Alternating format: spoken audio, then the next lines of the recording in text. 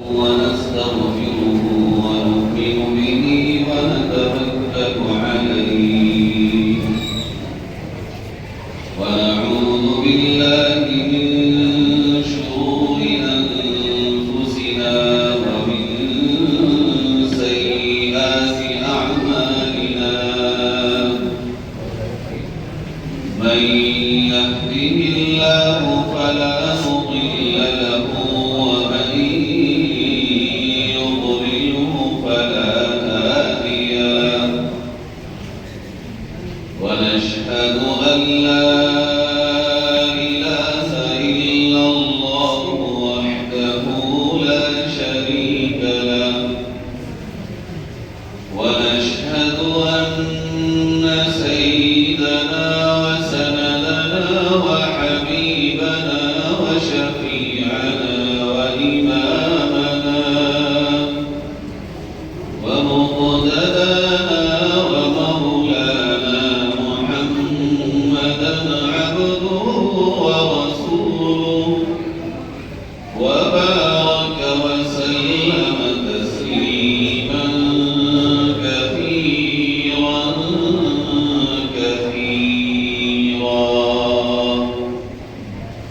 أما بعد فأعوذ بالله من الشيطان الرجيم بسم الله الرحمن الرحيم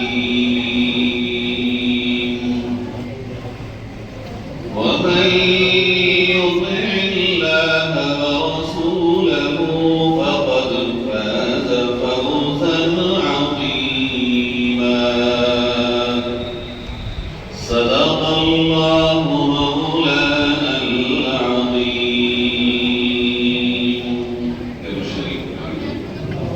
اللهم صل على سيدنا وعلى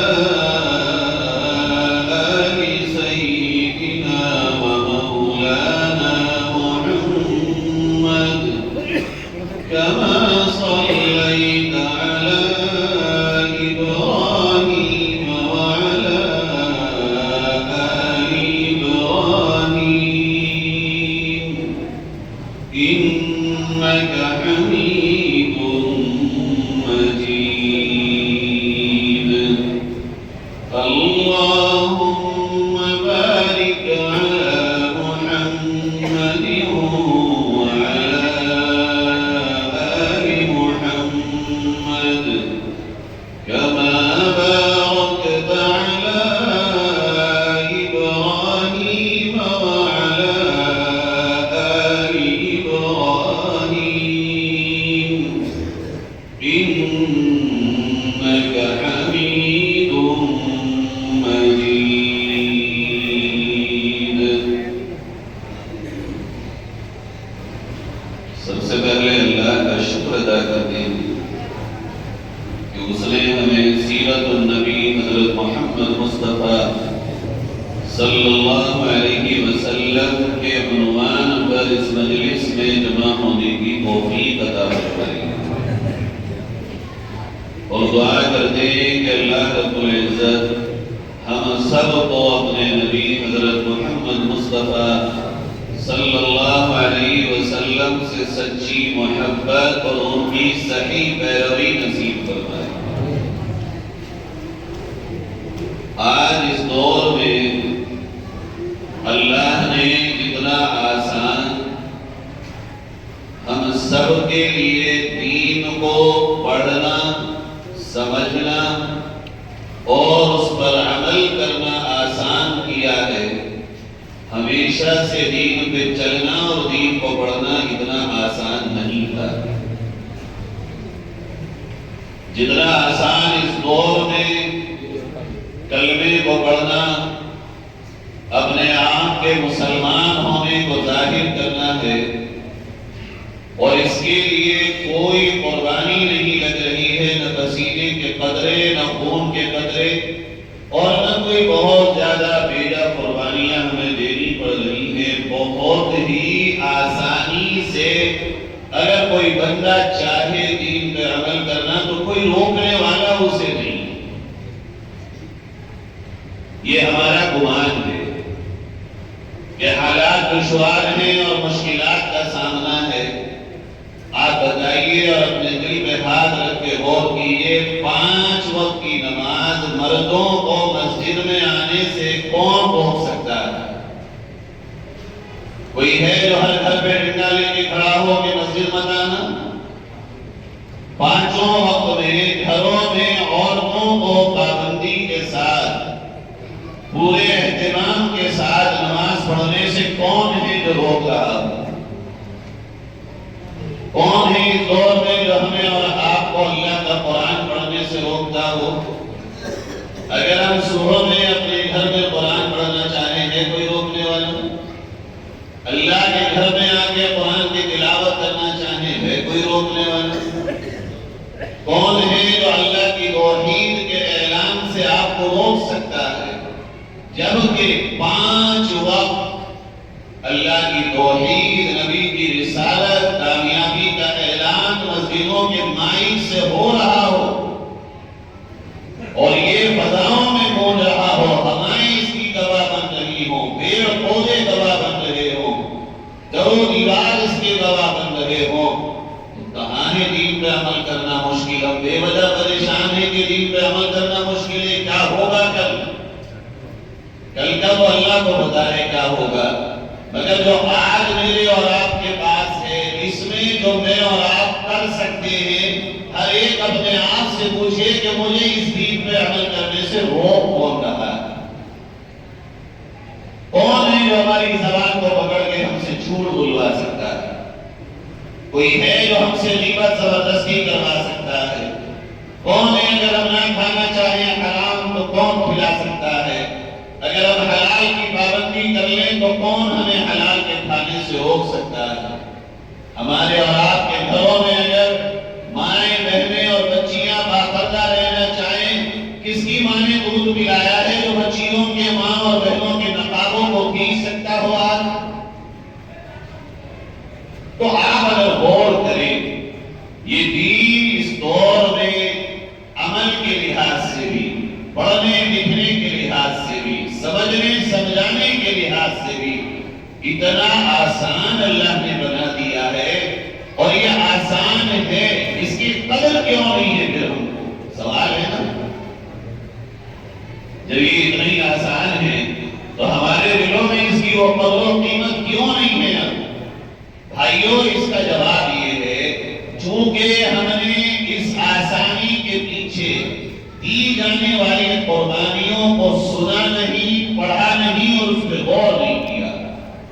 اگر ہمیں یہ پتا ہو کہ اس دین کے آسان بننے کے لیے اس دور میں 14 صدیوں میں یعنی 1400 سالوں میں ہمارے نبی صلی اللہ علیہ وسلم سے لے کے اب تک کیسی کیسی قربانیاں دی گئی ہیں، اگر ان کا ہمیں علم ہو اور ہم ان پہ غور و فکر کریں تو ہمیں اس آسانی کی قیمت اور اس کی قدر معلوم ہو. چونکہ ہماری آنکھوں سے اوجھل ہے، ہمارے پاس وقت نہیں ہے نبی کریم صلی اللہ علیہ وسلم سے لے کر ان 14 صدیوں میں اسلام کے لیے اور کلمے کے لیے دی جانے والی قربانیوں کو سننے کا. سننا چاہیے.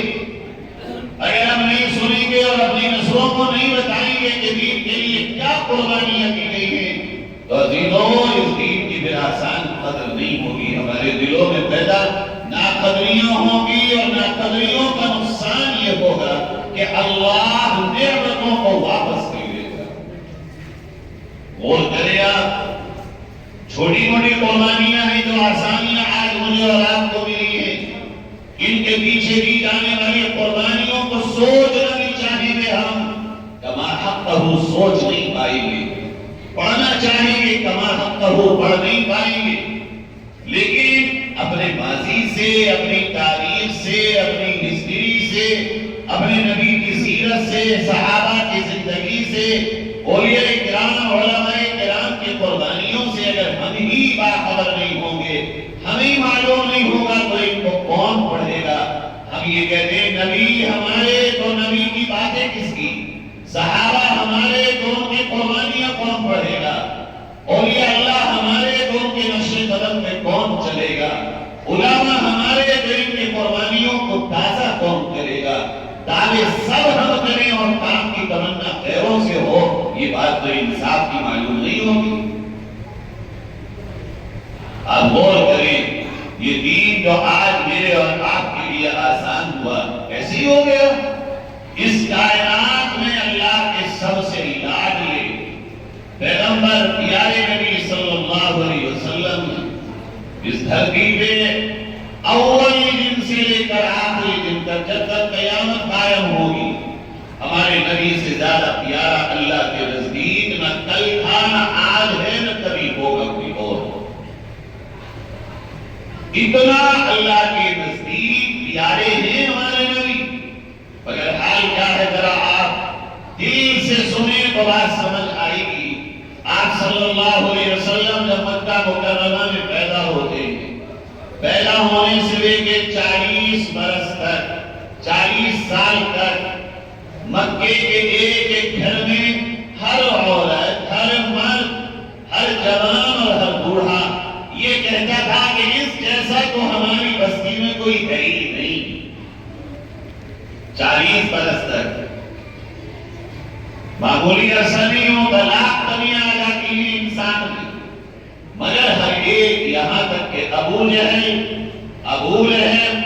اور نبی کے وہ جانی دشمن جو بعد میں دشمن بنے، وہ بھی یہی کہتے تھے کہ مکے کی دھرتی پہ محمد سے زیادہ سچا، اچھا، ایماندار اور امانت دار کوئی اور ہے ہی نہیں اس کے مقابلے میں۔ آپ دیکھیے ایسی قبولیت، ایسی مقبولیت، ابھی حالانکہ نبی ہونے کا اعلان نہیں ہوا کہ کعبۃ اللہ جب بوسیدہ ہو گیا، پرانا ہو گیا اور دیواریں خستہ ہو گئی تو مکے والوں نے کہا کہ بھائی اب اس کو دوبارہ بنا لیں، کہ ٹھیک ہے دوبارہ بنا لیجیے۔ چندہ ہوا، تعمیر شروع ہو گئی۔ صورتحال یہ ہوئی کہ جہاں حجر اسود رکھا گیا ہے، جسے آپ لوگ اور ہم سب حج پہ جاتے ہیں تو چومتے ہیں کہ یہ ہمارے گناہوں کو چوس لے، یا عمرے پہ جاتے ہیں تو چوسنے اسے چومنے کی کوشش کرتے ہیں۔ جب یہاں رکھنے کی باری آئی تو لڑائی ہو گئی۔ لڑائی بھی عجیب چیز ہے، اکثر نیک کاموں میں جلدی ہوتی ہے، صحیح باتوں میں جلدی انسان جھگڑا کر بیٹھتا ہے۔ اس کی وجہ یہ ہے کہ شیطان غلط کاموں سے روکے گا۔ کیوں بھائی؟ شیطان غلط کاموں کے قریب آئے گا، کیوں کہ وہ کام ہی اس کا کر رہا ہے۔ ہوشیار رہنے کی ضرورت کو انسان کو جب ہوتی ہے جب چاقو چلائے۔ خالی ہاتھ یوں لیے بیٹھا تو کٹنے کا ڈر ہی کیا، لیکن چاقو ہاتھ میں ہو تو ڈرنے کی ضرورت ہے۔ نیک کام کو شیطان کے لیے چاقو کی رفتار سے بھی زیادہ تیز ہے آ جاتا ہے، اور اکثر صحیح کاموں میں بہت تیز اپنا رنگ دکھاتا ہے۔ اس لیے ایسے وقت میں پیشنس کو رکھنا، تحمل کو رکھنا اور برداشت کرنا، یہی سب سے بڑی بہادری ہے اور یہی سب سے بڑی نیکی۔ وہاں یہی ہوا، جھگڑا شروع ہو گیا، ہر برادری کا آدمی آ گیا۔ ہمارے یہاں برادری نہ تو خاندان کہہ لو، قبیلہ کہہ لو، محلہ کہہ لو، میں اس والی مسجد کا، وہ اس والی مسجد کا، میں اس محلے کا، جس گاؤں میں ایک ہی برادری ہو تو وہاں خاندان خدا کے طرف سے بہت، اور جب کئی برادریاں ہوں تو وہاں برادریوں کا معاملہ بہت اچھا ہے مسلمانوں میں اللہ کے فضل سے۔ دین تو بس نام کو ہے، سچ بات تو یہ ہے ہر کام سے پہلے ہم وہ سب کچھ ہیں جو دین سے پہلے ہمیں نہیں ہونا چاہیے تھا۔ ہمارا خاندان پہلے، ہماری برادری پہلے، ہمارا اپنا پہلے۔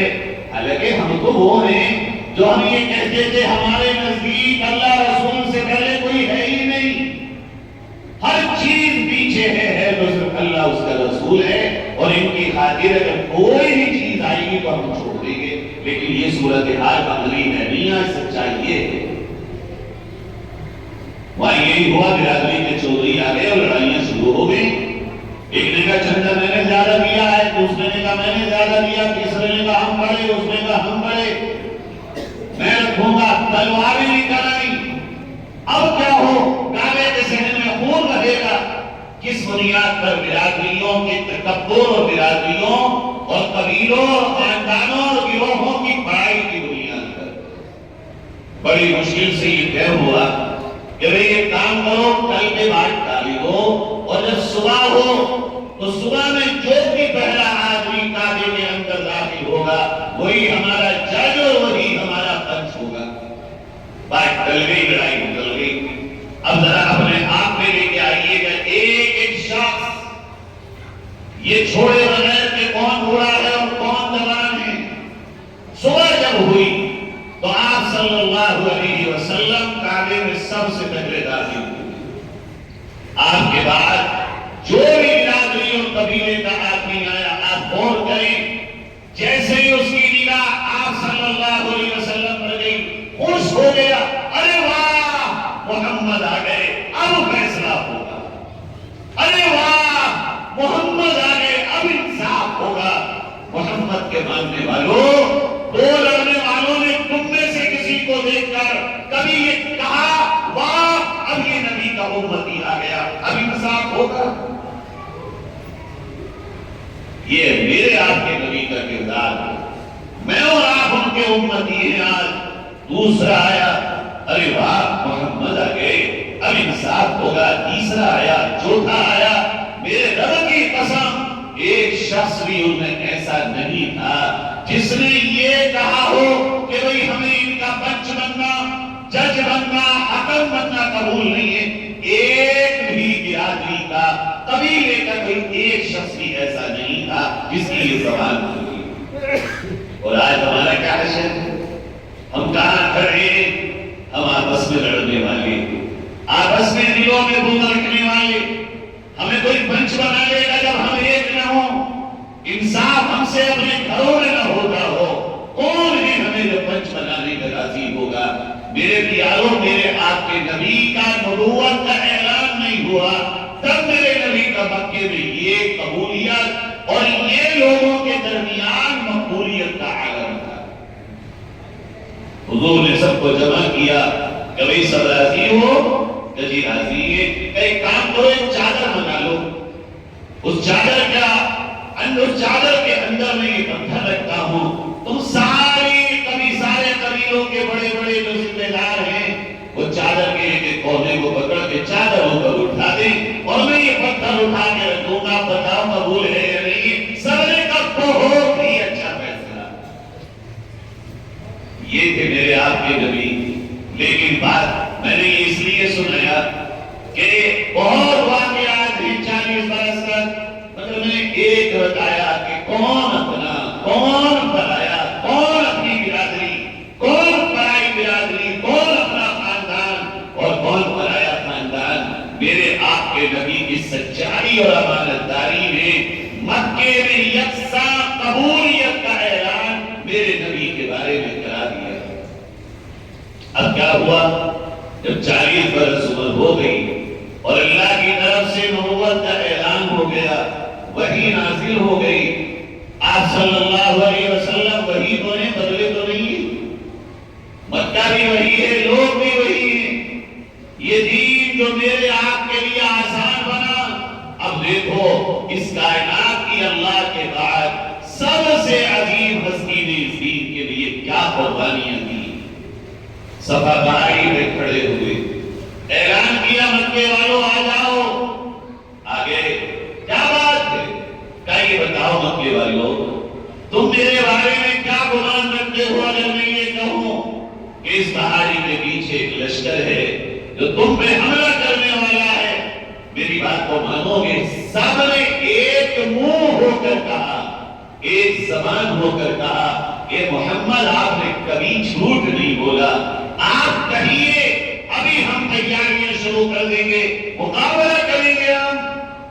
آپ نے فرمایا کہ مجھ پہ اتنا یقین ہے اور ظاہری طور پر یقین نظر بھی تو آ رہا ہے، ماننے کو کہہ بھی تو رہے۔ اب آپ نے فرمایا قولوا لا الہ الا اللہ تفلحوا۔ اے مکے والوں، یہ سچا جس کی سچائی پہ تمہیں یقین ہے تمہارے سامنے سچائی کو بیان کر رہا ہے، اور وہ یہ کہ تم سب اس بات کا یقین پیدا کرو ایک اللہ کے سوا سب کامیاب ہو جاؤ گے۔ خالی لا الہ الا اللہ کی دعوت اور تو کوئی بات ہی نہیں آئی، ابھی یہ حلال یہ حرام، یہ جائز یہ ناجائز، یہ فرض یہ واجب یہ سنت، ابھی اس کی تو بات ہی نہیں ہوئی۔ خالی وہ کلمہ جو آپ صبح سے شام تک جتنا چاہو پڑھو، گلی گلی جا کے کنڈیاں کھٹکھٹا کے جس گھر پہ چاہو اس کی آج دعوت دے دو، یہ جتنا آسان آج ایسے ہی نہیں ہوا۔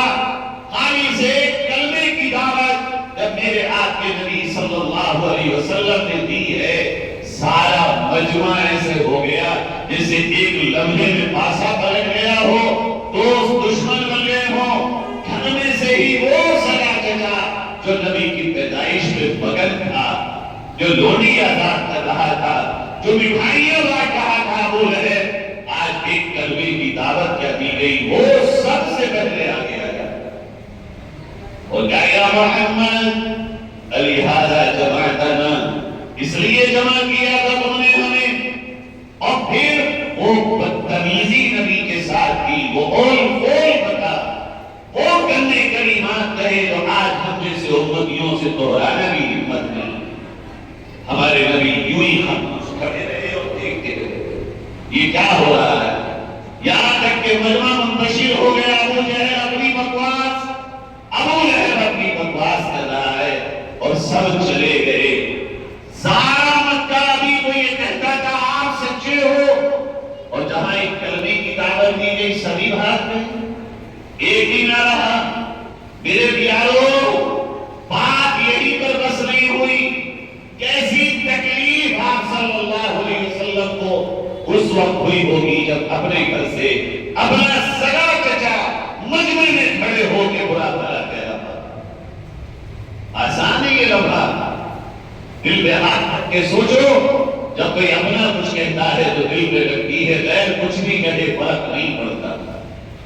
اپنا جتنا قریب ہو، اگر غیر پیچھے کچھ بھی کہہ رہا کہنے دو، لیکن جس پہ ہمارا بھروسہ ہو وہی ہمارے سامنے ہماری توہین کرنے لگے تو پھر تو دل کو چیرتی ہے بات۔ آپ اس سے اندازہ لگائیے قربت کا کہ آپ صلی اللہ علیہ وسلم نے اپنی دو بیٹیاں اپنے اس چچا کے بیٹوں کو دے رکھی، کتنے قریب ہوں گے دونوں، کیسا معاملہ ہوگا دونوں کا۔ بیٹیاں آپ نے ہمارے نبی نے دو بیٹیاں اور دونوں ایک ہی چچا کے دونوں بیٹے عتبہ عتیبہ کو دے دی، کتنی قربت ہوگی۔ بیٹیوں کا سسر بھی تو ہوا، سمدھی بھی تو ہوا، چچا بھی تو ہوا۔ اس چچا نے جو کیا آپ صلی اللہ علیہ وسلم کو انتہائی درجہ تکلیف پہنچی۔ میرے پیارو، بات اسی پر بس نہیں ہوئی، یہ چچا تھوڑے سے وقت گزرنے کے بعد یا تو مہینے گزرنے کے بعد اپنے بیٹوں کو بلاتا ہے اپنے گھر میں اور پوچھتا ہے میرے ہی ہو؟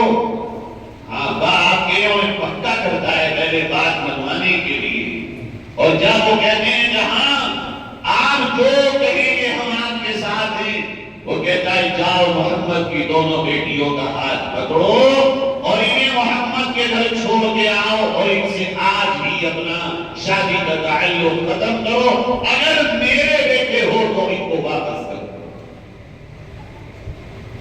تمہاری تو کل کی انگلی کا ناخن نہیں ٹوٹا ہوگا آج تک۔ دونوں نے نبی کے بیٹیوں کے ہاتھ پکڑے اور حضور کے دروازے پہ آئے اور یوں زور سے نبی کی بیٹیوں کو گھر میں دھکا دیا اور دروازے پہ کھڑے ہو کے حضور سے کہا آپ نے چونکہ ہمارے خداؤں کی توہین کی ہے، آپ نے خاندان کا نام بدنام کیا ہے، اس لیے آج سے ہمارا اور آپ کی بیٹیوں کا شادی والا تعلق ختم۔ حضور آگے بڑھے، اپنی بیٹیوں کو گلے لگایا اور کہا بچیوں، اللہ کے دین کے لیے تمہارا گھر ٹوٹ رہا ہے، صبر کرو، اللہ ان سے بہتر تمہیں تمہارے سروں کے تاج عطا کرے گا۔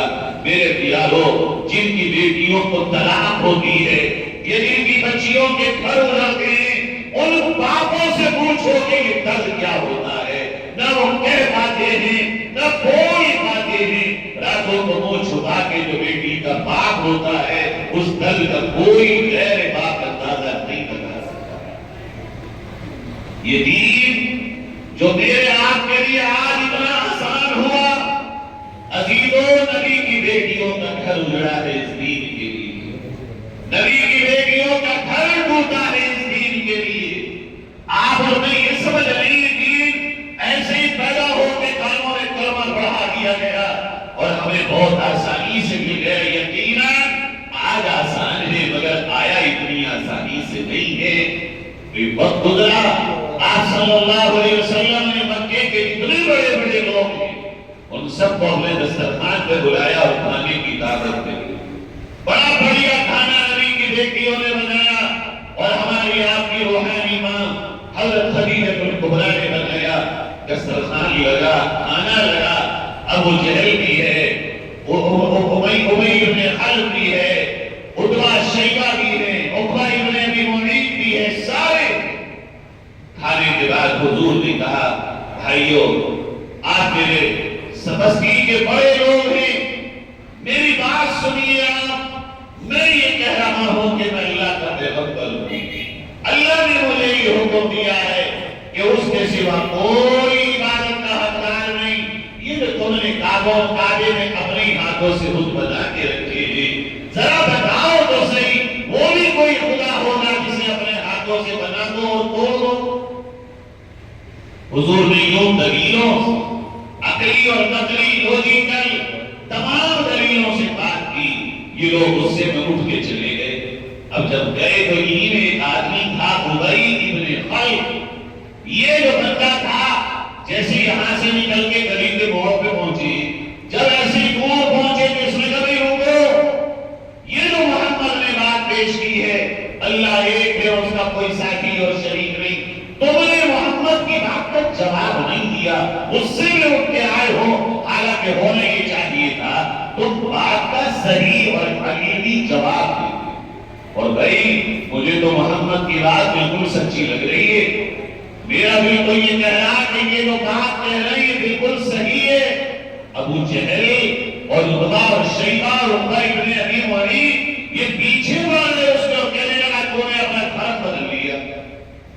تو پھر گیا، اب یہ میری صفائی دے رہا ہے کہ بھائی میں پھرا نہیں ہوں مگر سچ کو سچ نہ کہوں، میں بدلا نہیں ہوں، مگر جو مجھے صحیح بات لگ رہی ہے کیا میں وہ بھی تم سے نہ کہوں؟ انہوں نے کہا نہیں نہیں ابھی چل رہے ہم کعبے میں اور اعلان کریں گے کہ ابی ابن خلف اپنے دھرم سے پھر گیا، پھر دیکھ مکے میں تیری کیسی توہین اور ذلت ہوگی۔ کہا بھائی یہ بتاؤ میں تمہیں کیسے سمجھاؤں، میں نہیں پھرا ہوں، میں پرانی دین پر ہوں، نہیں میں نے محمد کا دین قبول کیا ہے۔ بدبختوں نے یہ طے کیا اگر تو اپنی بات میں سچا ہے تو جا اور جا کے محمد کے چہرے پہ تھوک دیا۔ یہ ظالم گیا، نبی کے دروازے پہ پہنچا، آپ صلی اللہ علیہ وسلم نکل کے آئے اور اس نے آپ صلی اللہ علیہ وسلم کے چہرے مبارک پہ تھوک۔ حضور نے اپنا کپڑا لیا اور اس دھوپ کو صاف کیا اور یہ واپس چلا آیا۔ یہ وہ بدبخت ہے جس پر اللہ کی تمام لعنتیں ہوئی، اور یہ وہ بدبخت ہے جس کا نام لے کے حضور نے کہا تھا کہ جو شخص نمازوں میں غفلت کرنے والا ہوگا وہ قیامت کے دن ابی ابن خلف کے ساتھ اللہ کی لعنت میں گرفتار ہوگا۔